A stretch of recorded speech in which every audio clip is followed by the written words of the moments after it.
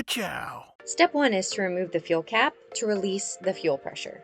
This is the filter. The hose goes over here, and these little clips, the arrow on the clip faces towards the hose, and I was able to take these off just with a flathead screwdriver and some needle nose pliers. So they basically sit around the hose like this.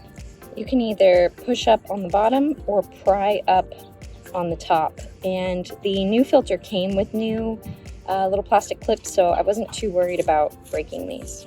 This has a spot that it sits in. So this wider part goes towards the front of the car. And when you go to push the filter out of its holder, you push this way. The fuel filter is found along the inside of the frame underneath the driver's door. This is what the clips look like at rest.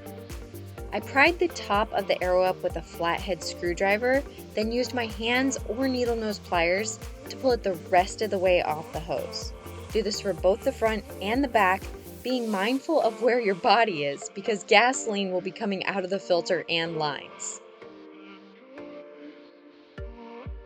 You should be able to pull the lines off with your hands.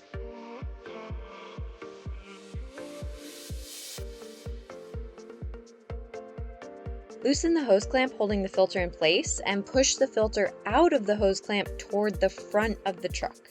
Compare your new parts to your old parts and install in reverse order, pushing the new plastic clips in last.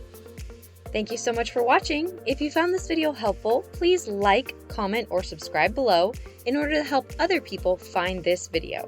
You can also find other helpful tips and tricks on my Instagram, Facebook, TikTok, and LinkedIn at Girlie Garage.